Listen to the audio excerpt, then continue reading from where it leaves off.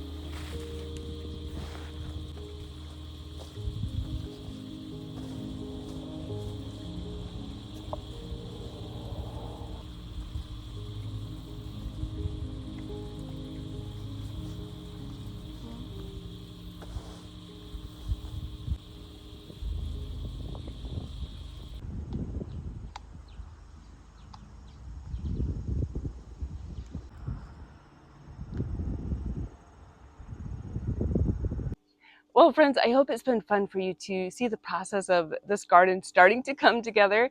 So we're going to walk in and look at the design now and some of the plants that we have added in here. So earlier this week, the boys and I went to the Shipshawana flea market. It is a flea market that is filled with all kinds of things, antiques, vintage items, and of course, plants. There's a couple of vendors there that have some beautiful perennials and shrubs. So we did pick up one vintage picture that I would love to have in our potting shed that we are hoping to build hopefully this fall or next spring. And then the rest was just some shrubs that we have added into this garden, and two of them that will be going out into the back cut flower gardens. I'll be sharing those with you, but let's walk into the garden and see what has changed. One of the things that gets me most excited about this new addition to the patio garden, so when you turn this way, you can see the cut flower garden, you can see the greenhouse, this is the boys' swimming pool, and then if you walk this way, you really don't see the patio garden until all at once. So it's kind of like stumbling upon this secret garden. Now it doesn't look like much right now because all of the shrubs that we have added in here are baby plants. But eventually this will fill in. Back here behind the waterfall, I did find another oak leaf hydrangea. Together we had planted in this oak leaf hydrangea back here in the corner of the deck. So we'll have our oak leaf hydrangea back here in the corner that will grow 5 to 6 feet tall, and another oak leaf hydrangea that will again grow 5 to 6 feet tall right behind the waterfall. I think that'll be very beautiful. So we currently have a big leaf hydrangea that has these beautiful dark leaves. It has gorgeous blooms on it. You see those pink blooms? So I think what we're going to do is move this one over to here. And this is where our burning bush used to be. We replaced the burning bush with a Korean spice viburnum. But I think it would be very beautiful if we'd have the Korean spice viburnum here, which will eventually grow 6 to 8 feet tall and wide. It will definitely fill in this space. But if we would have two of those dark colored hydrangeas kind of behind it, and then our trio of hostas surrounding the viburnum, and eventually I do want to come in with a couple of hydrangeas, just dot them along the side of the house. So there's definitely a lot of rearranging that will need to be done in the garden, but oh my goodness, I'm so excited to just come in here and continue creating a beautiful garden. This crabapple we picked up on the clearance rack at Lowe's. It was 75% off. So it's a Firebird crabapple that will grow 8 to 10 feet tall and 8 to 10 feet wide. So it will bring a little bit of shade in here eventually. And crab apples here do grow quite quickly for us. In a couple of years, this will definitely be filled in. But this is the two adorable arborvitaes that we picked up at the flea market. There's one here and one here, one on each side of the crab apple. And then in front of the crab apple, we do have our white dapper butterfly bush that will grow 3 feet tall and 3 feet wide. So let's look at these little arborvitaes. Now they're called Little Giant Globe Arborvitae. It does have a slow growth rate, but eventually it will grow 3 feet tall and 2 to 3 feet wide. So before we brought in any perennials, I did want to bring in the shrubs that will bring in the structure across multiple seasons, and something like, the two tall plants like the crabapple and the Korean spice viburnum that will eventually draw your eye up. They will also bring interest from spring through fall. Oh, this garden is just looking so much better than it used to. I know we are going to spend a lot of time out here now in the evenings. So what do you guys think? So we have our waterfall and our bench over here. If we continue that interest by bringing in a boulder, placing it right here, and then maybe add in a tall evergreen right back here. And then, like I had said, we would have a couple of hydrangeas planted up against the house.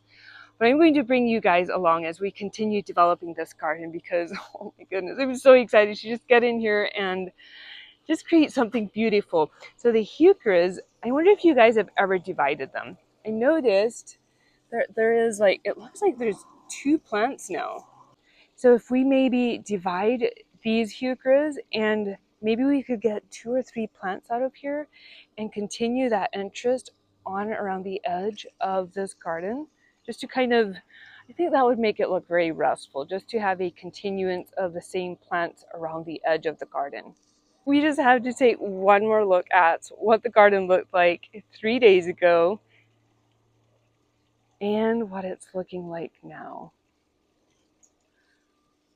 Isn't it so fun just seeing a before and after? And like I had said, I know it doesn't look like much right now, but eventually, in a couple of years, just imagine this garden completely filled in. Now let's go look at the other 2 shrubs that we picked up at the flea market for the back cut flower garden. And maybe I'll also need to bring out the picture that we found to eventually have in our potting shed that we hope to build, because it's a very sweet picture. If you have been here for a while, you might remember that we used to have an arbor here. And on each side of that arbor, we had clematis growing on it. So these 2 clematis have just been sitting here ever since. I think this one we are going to keep because I love the way like it kind of comes through the gate. Isn't that so sweet? But this one we are going to be removing, and I'll have to plant it somewhere else in the garden. But I did find these 2 sky pencil hollies to have on each side, kind of tucked back against the fence. And they grow like 8 feet tall. So they'll definitely tower up above the fence, and they only grow 2 to 3 feet wide. I had thought about placing them out closer to the greenhouse where you see those 2 white lamps on each side as you enter into the greenhouse garden. But they'd want a little bit of wind protection so their leaves don't burn in the winter. So out there they would get a lot of wind. In here they will get a bit more wind protection up against the fence. So this is the picture that we found. It's a cross-stitch picture. And isn't it just perfect? So there's like an arbor kind of in the forefront of the picture, covered in flowers. And down here there's a little water can. There is iris in here. It is just filled with flowers. So I thought this is the perfect picture to have in a potting shed eventually. Well, friends, my hope is always that our gardens bring joy and inspiration to your day. I would love to hear what you guys currently have blooming in your own gardens. I carefully read through each comment and look forward to reading through them. And I try to reply to every comment if possible. We have lots of upcoming projects, especially out here in the back cut flower garden. So make sure that you are subscribed if you aren't already, so you don't miss out on future videos. Thank you for spending some time in the garden with me today, friends. Have an amazing week, and I will see you right back here real soon. Bye.